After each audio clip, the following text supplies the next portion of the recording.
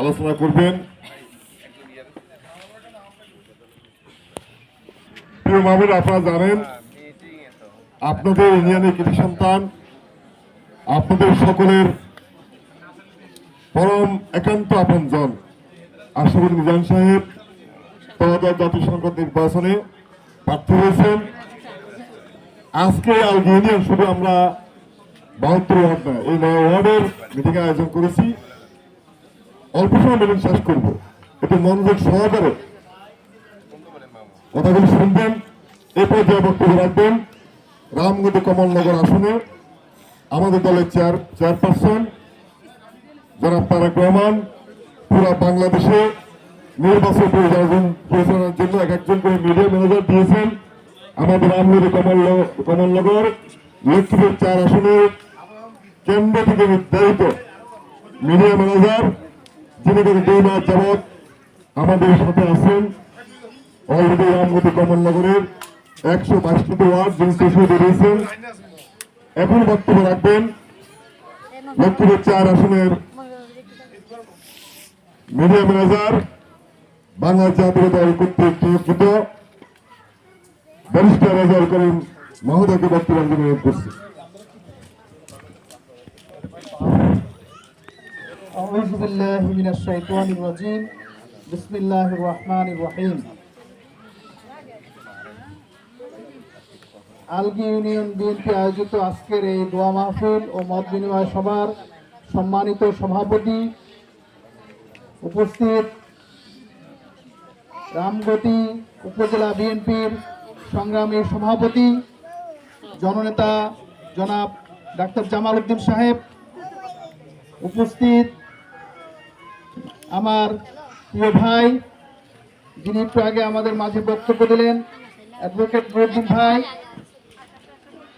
সহ ইউনিয়ন এবং উপজেলার বিএনপি নেতৃবৃন্দ, আমার প্রিয় ভাই ও বোনেরা, আসসালামু আলাইকুম। আজকে পবিত্র জুমাবার, এই জুমাবারে আমরা আজকে এখানে আমাদের সাবেক প্রধানমন্ত্রী, বারবার নির্বাচিত প্রধানমন্ত্রী, বিএনপির সাবেক চেয়ারপারসন বেগম খালেদা জিয়া রুহের মাগফিরাতের উদ্দেশ্যে আজকের এই দোয়ার মাহফিলের আয়োজন। আপনারা জানেন যে গত 30শে ডিসেম্বর উনি ঢাকার এভার কেয়ার হাসপাতালে ইন্তেকাল করেন। ইন্না লিল্লাহি ওয়া ইন্না ইলাইহি রাজিউন। এর আগে উনি প্রায় 5 বছর কারাগারে ছিলেন। কারাগারে রেখে ওনাকে ধীরে ধীরে মৃত্যুর মুখে ফেলে দেওয়া হয়েছিল। এর কারণ ছিল উনি ফ্যাসিবাদের বিরুদ্ধে ছিলেন সবচেয়ে বড় চ্যালেঞ্জ। এই চ্যালেঞ্জকে রাজনৈতিকভাবে মোকাবেলা করতে না পেরে তাকে ধীরে ধীরে মৃত্যুর মুখে ফেলে দেওয়া হয়েছিল। প্রিয় ভাই বোনেরা, এই মরহুমা বেগম খালেদা জিয়া শহীদ প্রেসিডেন্ট জিয়াউর রহমানের শাহাদতের পরে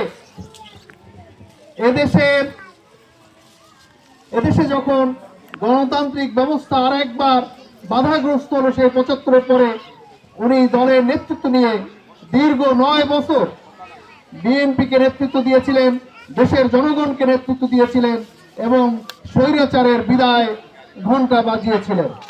এবং স্বৈরাচারের বিদায় ঘণ্টা বাজানোর মাধ্যমে 1991 সালে যে তত্ত্বাবধায়ক সরকারের অধীনে অবাধ সুষ্ঠু নিরপেক্ষ নির্বাচন হয়েছিল, সেই নির্বাচনে উনি সংখ্যাগরিষ্ঠ আসন পেয়ে সরকার গঠন করেছিলেন। প্রিয় ভাই ও বোনেরা, বেগম খালেদা জিয়া সরকার গঠন করে এদেশে শুধু গণতান্ত্রিক ব্যবস্থাকে সমুন্নত করেননি, এদেশের মাটি ও মানুষের অধিকার আদায় করেছিলেন। বিশেষ করে আমাদের নারী সমাজ, আমাদের মা বোনদের অধিকার,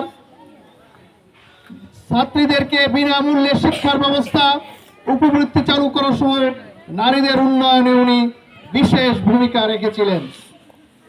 প্রিয় ভাই ও বোনেরা, সেই বেগম খালেদা জিয়ার যোগ্য উত্তরসূরি আপনাদের সন্তান, আমাদের সবার প্রিয় জননেতা জনাব ABM আশরাফ উদ্দিন নিজান ভাই। আপনারা জানেন জনাব নিজান সাহেব সেই 2000 সাল থেকে রামগতি কমলনগরের রাজনীতি সক্রিয় হওয়ার পরে বেগম জিয়া যখন তাকে এই অঞ্চলের প্রতিনিধি হিসাবে মনোনয়ন দিয়েছিলেন, উনি পরপর 2 বার এই অঞ্চলের সংসদ সদস্য নির্বাচিত হয়েছিলেন। উনি সরকারি দলেও ছিলেন 5 বছর, এরপর বিরোধী দলের এমপি হিসেবেও দায়িত্বে ছিলেন এবং একটি সংসদীয় কমিটির চেয়ারম্যান হিসেবে দায়িত্ব পালন করেছেন। কাজী জনাব নিজান সাহেব সম্পর্কে আমাকে খুব বেশি কিছু আপনাকে বলতে হবে না। আপনাদেরই সন্তান এই অঞ্চলের এমপি হওয়ার পরে এই জনপদকে সন্ত্রাস মুক্ত করার জন্য একটা বিশেষ ভূমিকা রেখেছিলেন। প্রিয় মা ও বোনেরা, সন্ত্রাস মুক্ত রামগতি কমলনগর মামলা হামলাবিহীন রামগতি কমলনগরের প্রবক্তা হচ্ছেন জনাব আশরাফ উদ্দিন নিজাম সাহেব। এবং আরো একটি বিষয় আপনাদেরকে বলতে চাই, উনি শুধু ব্যক্তিগতভাবে সৎ নন, উনি ওনার দলীয় নেতা কর্মীদেরকেও একটা সুশৃঙ্খল নেতৃত্বের ভিতরে রেখেছিলেন, যাতে এই অঞ্চলে কোনো চাঁদাবাজি, কোনো মামলাবাজি, কোনো দখলবাজি না হতে পারে। সবচেয়ে বড় বিষয়, আপনারা যে কেউ যে কোনো সময় জনাব নিজান ভাইয়ের সঙ্গে আপনারা কথা বলতে পারেন, আপনাদের সমস্যার কথা বলতে পারেন, আপনাদের অভিযোগ জানাতে পারেন। আপনারা সবসময় তার পাশে পান। এমনকি এই 17 বছর যখন দেশে কোনো গণতান্ত্রিক ব্যবস্থা ছিল না, যখন কোনো নির্বাচন ছিল না, সেই সময়ও আপনারা নিজান ভাইকে কাছে পেয়েছেন। তাই আজকে এই দোয়ার মাহফিলের মাধ্যমে আমরা শুধু বেগম খালেদা জিয়ার রুহের মাগফিরাতের জন্যই দোয়া করব না, আল্লাহ যেন ওনাকে বেহেশতের সর্বোচ্চ মর্যাদা দান করেন, আমিন।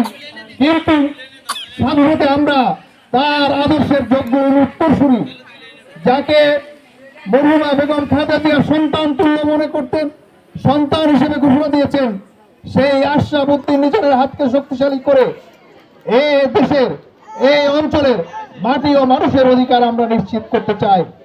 প্রিয় ভাই ও বোনেরা, শুধু আপনাদেরকে বোঝানোর জন্য আপনাকে এই উদাহরণটি আমি দিচ্ছি।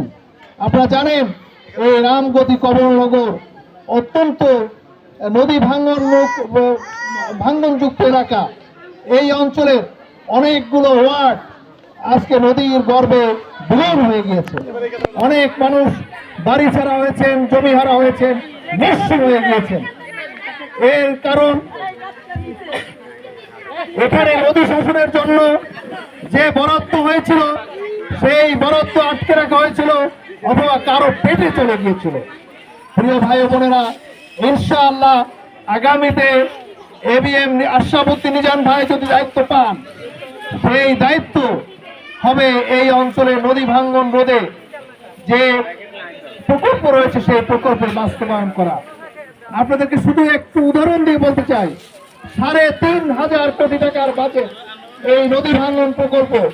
এটা যদি কোনো সৎ লোকের হাত থেকে চলে যায়, কোনো দুর্নীতিবাজ লোকের হাতে চলে যায়, তাহলে আপনাদের এই দুঃখ কিন্তু গত 17 বছর আপনারা যে দুঃখে ছিলেন, সেই দুঃখ কিন্তু শেষ হবে না। কাজেই আজকে আপনাদের কাছে আমি বিনীতভাবে ABM আশরাফ উদ্দিন নিজান ভাইয়ের হাতকে শক্তিশালী করার জন্য ABM আশরাফ উদ্দিন নিজান সাহেবকে যদি আমরা শক্তিশালী করতে পারি, এই বরাদ্দে কোনো দুর্নীতি হবে না। ভবিষ্যতে যেসব সরকারি সাহায্য সহযোগিতা এই অঞ্চলে আসবে, সেই সাহায্য সহযোগিতা আপনাদের দ্বারে দ্বারে পৌঁছে দেওয়া হবে জনাব নিজান সাহেবের কাজ। ওনাকে আপনারা চেনেন, ওনার সঙ্গে নতুন করে কোনো কিছু বলার নাই। উনি ঘুষ খান কিনা, উনি দুর্নীতিবাজ কিনা আপনারা ভালো করে জানেন। তাই সামনে যে নির্বাচন আসছে, 12ই ফেব্রুয়ারি নির্বাচন, আপনারা ওনাকে সার্বিকভাবে সহযোগিতা করবেন। আরেকটা কথা বলতে চাই, নির্বাচনের আচরণবিধি অনুযায়ী আগামী 22শে ফেব্রুয়ারি আমাদের নির্বাচন প্রচার অভিযান শুরু হবে। সেখানে আপনারা ঘরে ঘরে দাঁড়ে দাঁড়ে আপনারা নিজান সাহেবের জন্য কাজ করবেন। আর তার আগ পর্যন্ত আপনারা এই যে দলীয় যে কার্যক্রম সেটি কিন্তু চালাতে কোনো বাধ্যবাধকতা নেই। আপনারা আপনার দলকে সুশৃঙ্খলভাবে নিয়ন্ত্রণ করবেন, কিভাবে আপনারা আগামী দিনে নির্বাচন পরিচালনা করবেন সেই পরিকল্পনা প্রণয়ন করবেন। সবাইকে নিজান ভাইয়ের সালাম পৌঁছে দেবেন, তার জন্য আপনারা দোয়া কামনা করবেন এবং ইনশাআল্লাহ আগামী 12ই ফেব্রুয়ারি নির্বাচনে আপনারা একটা পজিটিভ রেজাল্ট বয়ে নিয়ে আসবেন এই কামনা করছি।